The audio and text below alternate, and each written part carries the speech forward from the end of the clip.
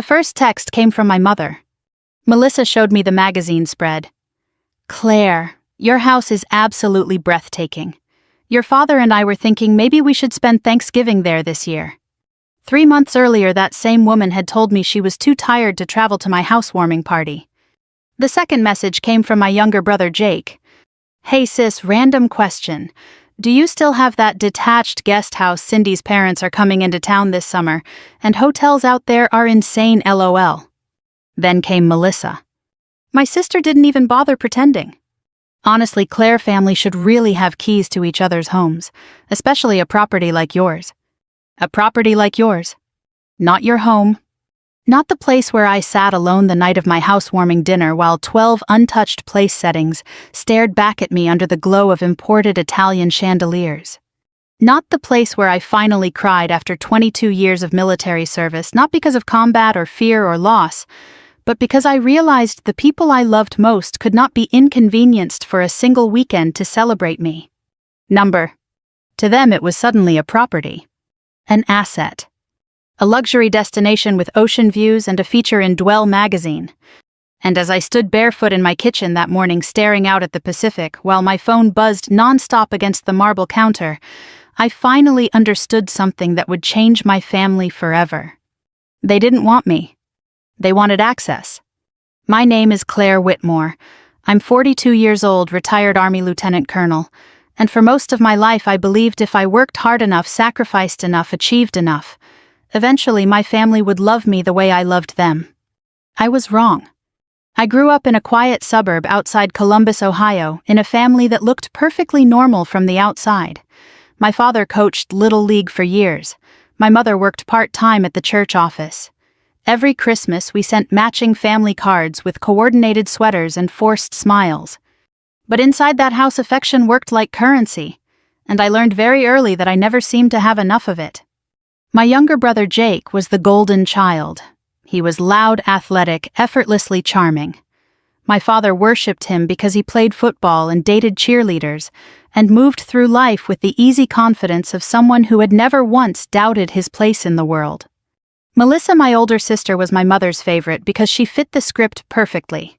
She married young, had 3 children before 35, hosted baby showers, baked pies at Thanksgiving, and somehow always looked soft and polished even when life got messy.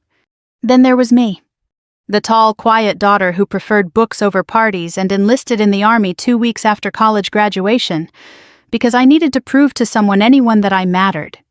My father used to joke about it at family dinners. Well, he'd say with a laugh, carving turkey while everyone smiled politely, Claire was always too stubborn to be somebody's wife. I'd smile back because that was easier than admitting the comment hurt. Over the years, those small moments piled up like snow. When Jake needed help with his mortgage after a failed business investment, I wired him $20,000 without hesitation. When Melissa's oldest daughter got accepted into an expensive private college, I quietly paid the remaining tuition balance after Melissa called me crying one night. When my parents needed a new roof after a storm damaged their house, I covered the full repair bill. Nobody asked where the money came from. Nobody asked how many deployments or sleepless nights or lonely military holidays had paid for it. And I never brought it up because some naive part of me still believed generosity eventually came back around. But the Army has a way of stripping illusions from you. I missed birthdays, weddings, anniversaries. I spent Thanksgivings eating reheated turkey in military housing overseas while listening to fireworks in countries that never truly felt safe. I once celebrated Christmas in Kuwait with a paper snowflake taped to a concrete wall and a care package full of expired cookies. Still, every time I came home, I brought gifts. I showed up smiling. I listened to stories about soccer games and neighborhood gossip and school fundraisers, as though I hadn't just spent months coordinating logistics operations under combat conditions. And somehow I always left feeling like a guest in my own family. The mansion happened slowly. People hear $10 million house and assume trust funds or divorce settlements or lottery winnings. Mine came from 20 years of disciplined investing, military pension benefits, consulting work after retirement, and several extremely smart real estate decisions I made while everyone else underestimated me. The property sat on a cliffside stretch of California coastline just north of Malibu. Floor-to-ceiling glass windows overlooked the Pacific. The infinity pool seemed to disappear directly into the ocean horizon at sunset. There was a private library lined with walnut shelves, a chef's kitchen with creamy limestone counters, and a courtyard filled with olive trees that glowed gold every evening. But my favorite part wasn't any of that. It was the silence. After decades of noise, military bases, helicopters, emergency briefings, family obligations, emotional disappointments, the silence felt sacred. For the first time in my life, I had built a place that felt safe. And stupidly heartbreakingly, I wanted to share it with my family. I spent weeks planning the housewarming party. I hired a private chef, had custom floral arrangements brought in from Santa Barbara, ordered handcrafted place cards with everyone's names written in gold calligraphy. I even stocked Jake's favorite bourbon and made sure Melissa's children would have separate rooms prepared with welcome baskets and board games. I told myself this would be different. This would finally feel like home. The excuses started arriving 4 days before the party. Melissa texted first. "Claire, I'm so sorry. The kids are exhausted from school starting back up. I think we need a quiet weekend." Jake called the next morning. "Flights are just crazy expensive right now, sis. Rain check." My father blamed his back pain. My mother said travel felt stressful lately. By Friday evening, every single chair at my dining table sat empty. I still held the dinner. I'm not entirely sure why. Maybe pride. Maybe denial. Maybe because after years in the army I'd learned how to continue functioning even when emotionally wounded. The caterers moved quietly around the massive dining room while candlelight flickered across untouched crystal glasses. Outside waves crashed against the cliffs below the property, steady and distant like a heartbeat. I remember standing at the far end of that long walnut dining table, staring at 12 empty seats while soft jazz played through hidden ceiling speakers. Everything looked beautiful, and I had never felt more alone in my life. Around 10:30 that night after the staff left, I carried a glass of wine barefoot through the house. The ocean air drifted in through partially opened doors. Somewhere below the cliffs I could hear the low, mournful sound of a foghorn out at sea. I sat beside the pool wrapped in a blanket and finally allowed myself to admit the truth I'd spent decades avoiding. My family loved what I provided. They loved what I solved. They loved what I financed. But they had never once shown up simply because I mattered. And somehow, realizing that hurt far worse than anything I survived in uniform. For nearly 2 weeks after the housewarming disaster, I stopped checking the family group chat altogether. Not dramatically. Not with some emotional announcement. I simply muted the conversation and let the silence settle. At first I expected someone to notice. I thought maybe Melissa would call to ask if I was upset, or my mother would send one of her carefully worded guilt messages asking why I seemed distant lately. Nobody did.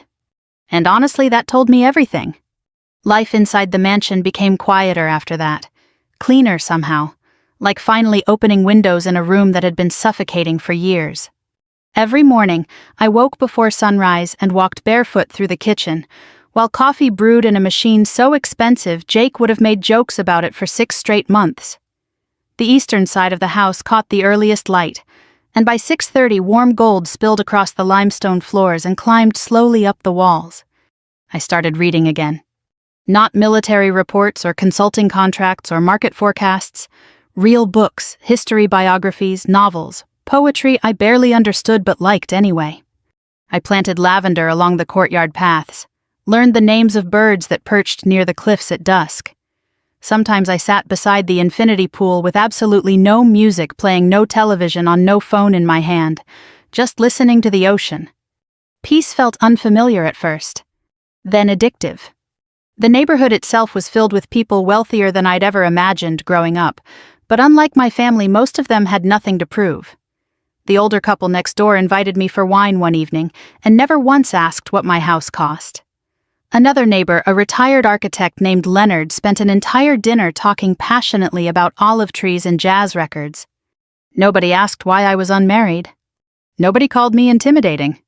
Nobody acted uncomfortable around my success. That alone felt almost disorienting. One afternoon in late September, I was trimming rosemary near the back terrace when my phone rang with a Santa Monica number I didn't recognize. I nearly ignored it. "Hello." Hi, is this Claire Whitmore? Yes. Claire, my name is Vanessa Cole. I'm a senior editor with Dwell magazine. I actually laughed a little because I assumed it was some kind of scam. But it wasn't. Apparently, an interior designer who had worked on a neighboring property posted aerial photos from a charity event held nearby. My home appeared in the background, and the images started circulating online among architecture and luxury design accounts. Vanessa told me the magazine was preparing a feature centered around unconventional homeowners, people whose houses reflected personal reinvention rather than inherited wealth.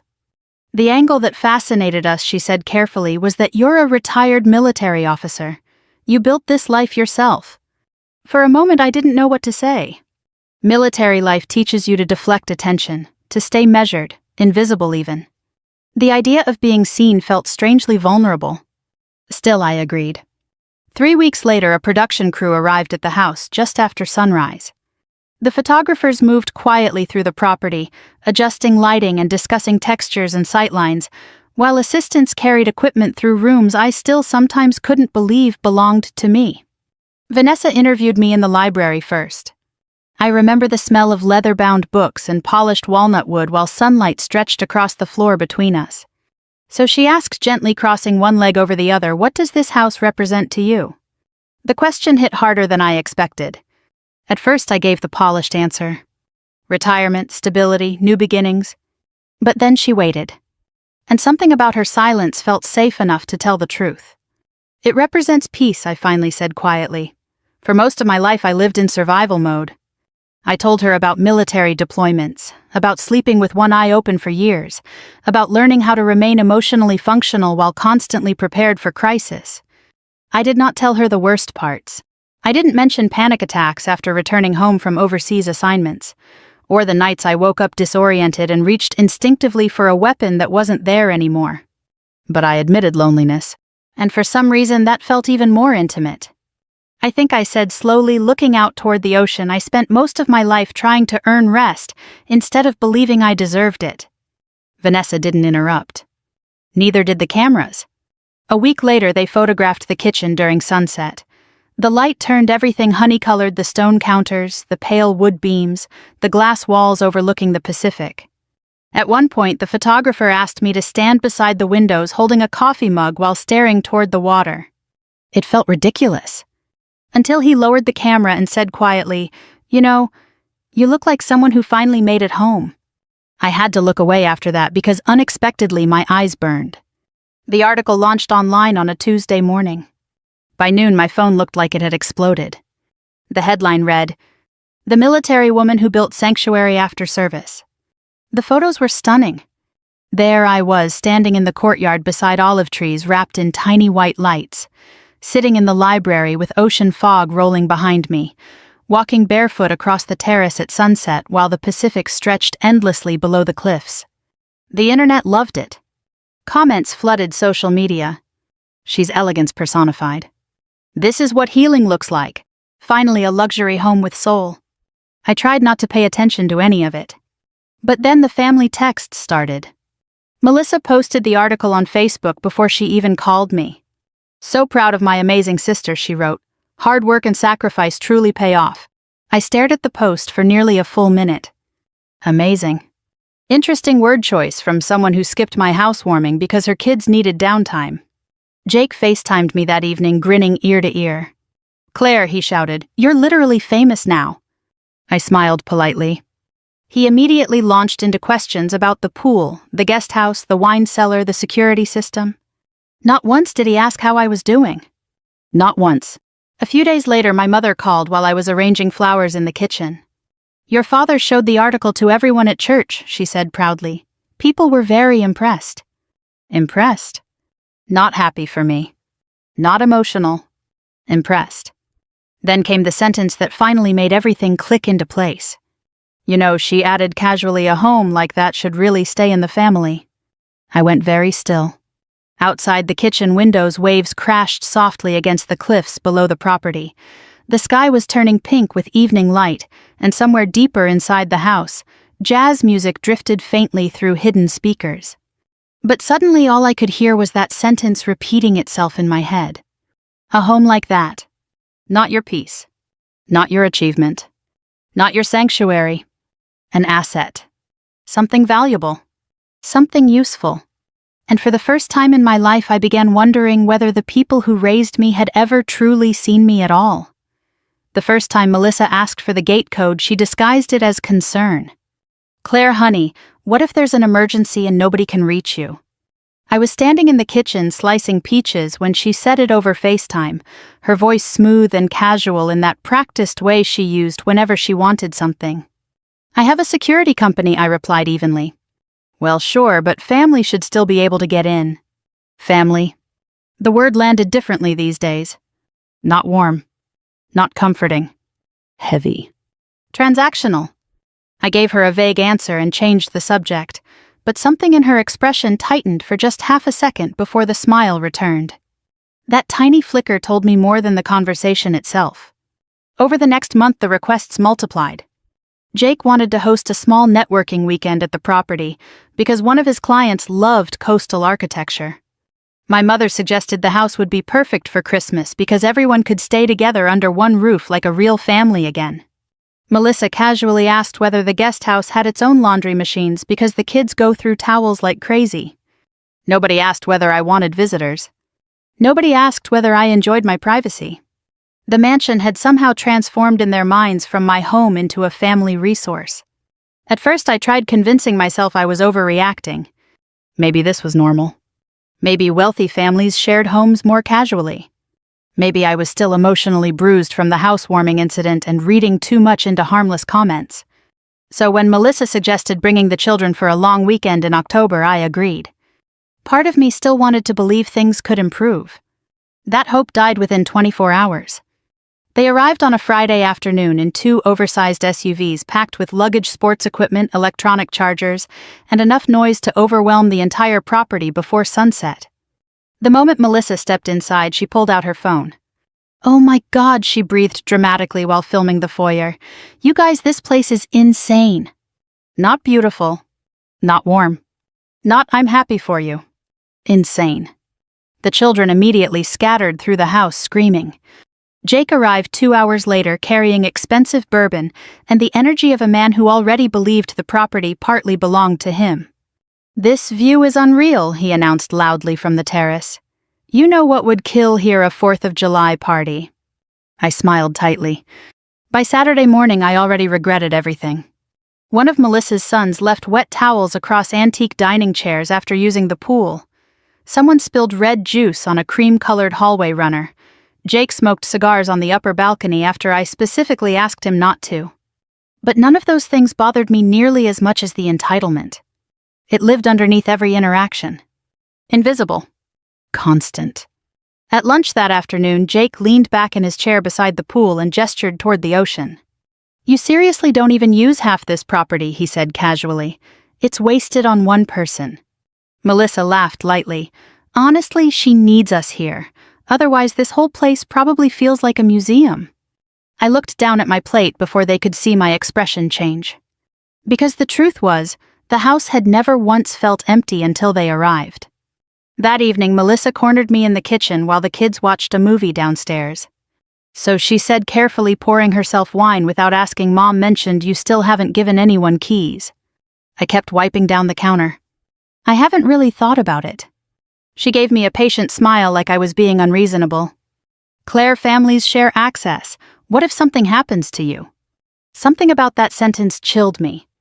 Not because of the words themselves, because there was no tenderness in them. No fear. Only logistics. I changed the subject again, but later that night, I overheard something that settled permanently beneath my skin. I'd gone upstairs to grab a sweater and paused halfway down the hallway when I heard voices drifting from the open terrace doors below. Jake and Melissa. "I'm just saying," Jake muttered, "it's ridiculous for one person to sit on all this." Melissa lowered her voice, but not enough. "At least now the house can actually be used by family." Used by family. I stood completely still in the dark hallway, while ocean wind moved softly through the open doors downstairs.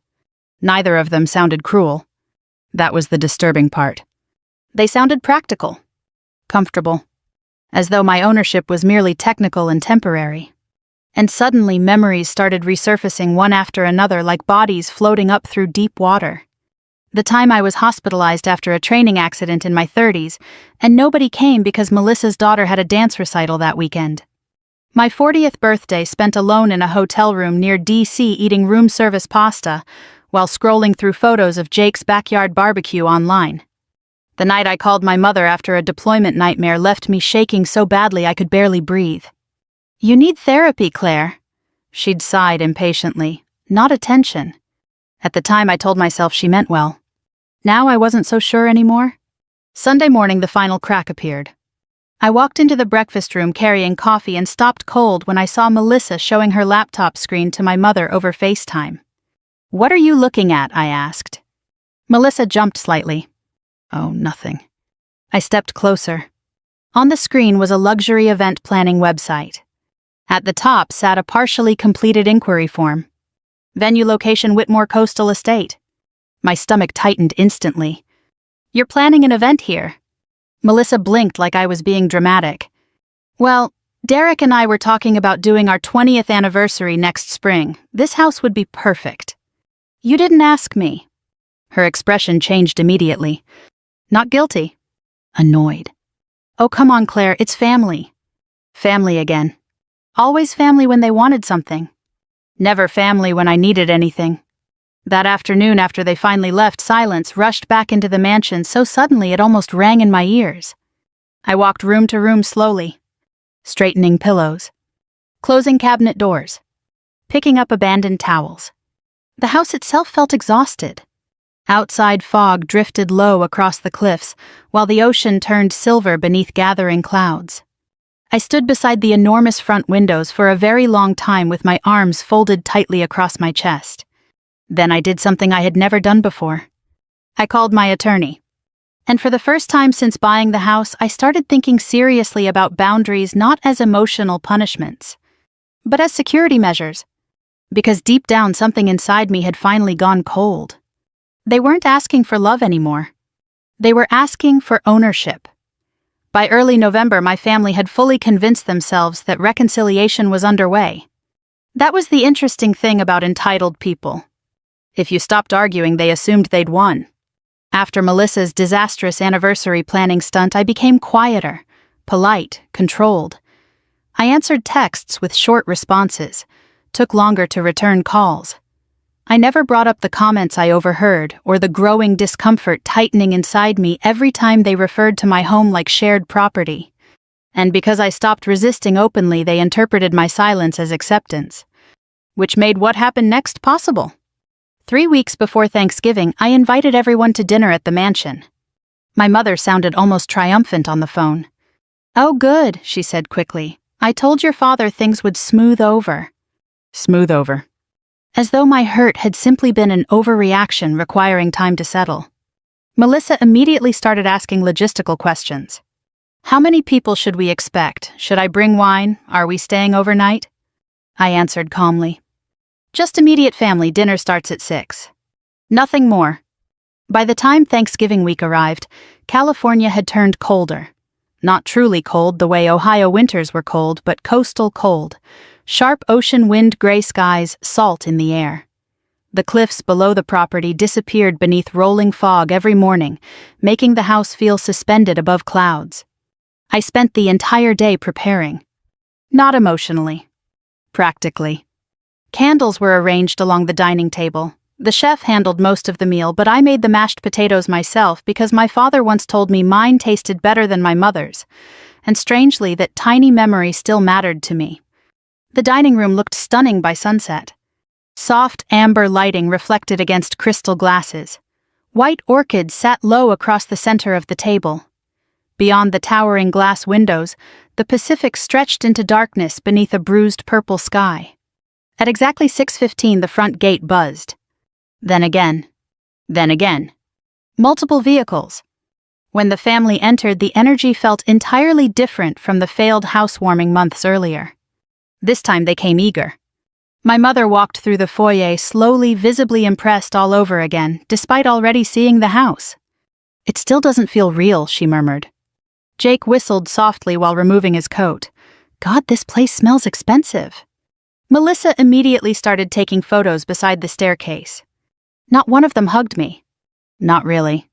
There were side embraces, air kisses, distracted greetings while their eyes drifted toward the architecture, the ocean view, the imported lighting fixtures. The house was the star of the evening. Not me. Dinner itself unfolded almost theatrically. Everyone behaved slightly too well. Jake praised the bourbon selection. Melissa complimented the flowers 3 separate times. My father kept repeating how proud he was of everything I'd accomplished. And yet, underneath the polished conversation, I could feel expectation gathering like pressure before a storm. Eventually, my mother set down her wine glass carefully and smiled across the table. So she said gently, "Have you given any more thought to the family key situation?" There it was. The real reason for the evening. The table quieted immediately. Melissa looked down, pretending not to wait for my answer. Jake leaned back in his chair. Even my father straightened slightly. I folded my napkin onto the table. Then I smiled. "Yes," I said softly, "actually I have." The relief that moved across their faces happened instantly. Jake laughed first. "See, I told you she'd come around." Melissa reached for her wine glass, looking almost smug. And suddenly something inside me became very calm. Not angry. Not emotional. Clear. I looked slowly around the table at every person who shared my blood. Then I spoke. When I bought this house, I began quietly. I thought it would finally bring my family together. Nobody interrupted. Outside waves crashed faintly against the cliffs below. I planned that housewarming dinner for months. I ordered everyone's favorite meals. I prepared rooms for the children. I wanted... My voice paused briefly. I wanted one night where I felt important to the people I loved. Melissa shifted uncomfortably. Jake stared at his plate. "But every single one of you canceled." My mother inhaled softly. "Claire." "No," I said gently, "please let me finish." The room went still. You all had reasons. Quiet weekends, expensive flights, stress, exhaustion. I folded my hands together calmly. And honestly, at the time, I believed you. I looked toward the dark ocean beyond the windows. But then the magazine article came out. Nobody moved. And suddenly I continued, "You all remembered I existed." Melissa flushed immediately. "That's not fair." "Isn't it?" Her mouth closed. I turned toward Jake. "You never once asked me how retirement was going, but you asked about using the property for networking events." Then toward my mother. "You said a house like this should stay in the family." Finally, I looked at Melissa again. "You planned an anniversary party here before even asking my permission." Silence spread heavily across the room. The kind that reveals truth nobody wants spoken aloud. I leaned back slightly in my chair. "You all taught me something important these past few months," I said quietly. "A house only becomes a home when people bring love into it." My throat tightened slightly, but I kept my voice steady. "And none of you did." My father rubbed a hand across his jaw uncomfortably. "Claire, you're taking things too personally." I almost laughed. Too personally. As though love itself should be impersonal. Then I reached beneath the table and lifted a small black box onto the linen tablecloth. Every eye locked onto it immediately. Melissa actually smiled. She truly believed keys were inside. I opened the box slowly. Instead of keys, there were printed brochures. Luxury resorts. Nearby hotels. Private coastal rentals. Jake frowned first. "What's this?" "Alternative accommodations," I answered calmly. "Since everyone suddenly loves visiting this area." Melissa stared at me in disbelief. "You're joking." "Number." The air changed instantly. Sharp now. Cold. My mother's face hardened. "Claire, after everything we've done for you." "That's exactly the problem," I interrupted softly. Everyone froze. I looked directly at her. "You can't name one thing you've done for me without expecting something in return." Nobody spoke. Not even Jake. Then quietly I delivered the final truth. "When I die, I said this property won't belong to the family." My mother blinked. "What?" "I've already established a trust. The house and most of my estate will eventually fund transitional housing programs for veterans." Melissa looked genuinely stunned. "You're leaving it to strangers?" I held her gaze evenly. "No," I said. I'm leaving it to people who understand loyalty." Nobody spoke after that. The only sound inside the massive dining room was the distant rhythm of the ocean below the cliffs. And for the first time in my entire life, I stopped begging people to love me. The messages started before sunrise the next morning. Melissa sent 3 paragraphs accusing me of humiliating the family over misunderstandings. Jake called twice before 8:30 and left a voicemail saying I'd become cold and paranoid. My mother's text was shorter than the others. "I hope money was worth losing your family." I read all of them while sitting alone on the back terrace wrapped in a cashmere blanket watching fog drift slowly across the Pacific. Strangely, I didn't cry. 6 months earlier, those messages would have destroyed me. I would have spent days replaying every conversation, questioning myself, wondering whether I'd overreacted or failed somehow as a daughter and sister. But something fundamental had shifted inside me during that dinner. For the first time in my life, I no longer needed their version of me to survive. The ocean moved steadily below the cliffs, silver beneath the pale morning sky. Somewhere in the distance, gulls cried over the water, while coffee steamed between my hands. And deep in my chest, beneath the sadness and exhaustion, there was something else. Relief. Because the truth was simple. Money hadn't changed me. Success hadn't changed me. Boundaries had. After years of tolerating emotional neglect, disguised as family dynamics, I had finally reached the point where peace mattered more than approval. That realization cost me a great deal, but not nearly as much as abandoning myself had cost all those years before. 3 days after Thanksgiving, I upgraded the security system. Not dramatically, just thoroughly. The private gate received facial recognition access. The staff was instructed never to admit guests without direct confirmation from me. Entry codes were changed. Digital locks replaced several older systems throughout the property. I handled it the same way I used to handle military operations. Quietly. Efficiently. Emotion without chaos. The head of my security team, a retired Marine named Ellis, reviewed the updates with me one rainy afternoon in the library. "You expecting problems?" he asked carefully. I looked toward the windows where rain slid softly down the glass. "No," I answered truthfully. "I'm preventing confusion." He nodded once like a man who understood more than I was saying. December arrived gently along the California coast. The olive trees in the courtyard shimmered silver green beneath winter sunlight, and the house settled into a rhythm that finally felt entirely mine. I hosted smaller dinners now. Intentional ones. Leonard came over frequently with old jazz records tucked beneath his arm. My neighbors Evelyn and Robert brought homemade desserts and stories about traveling through Italy in the 70s. Sometimes a few veterans from a nonprofit housing foundation joined us for wine and quiet conversation around the outdoor fire pit. Nobody cared about the architecture after the first 5 minutes. Nobody treated the mansion like status. They treated it like a home. And somehow that difference changed everything. A week before Christmas, I met Daniel Mercer. He was 61, widowed, and had the kind of calm presence that made silence feel comfortable instead of awkward. We met at a veterans fundraising event in Santa Barbara after he recognized my name from the Dwell article. "I almost didn't come tonight," he admitted while handing me a glass of wine. "Why's that?" He smiled faintly.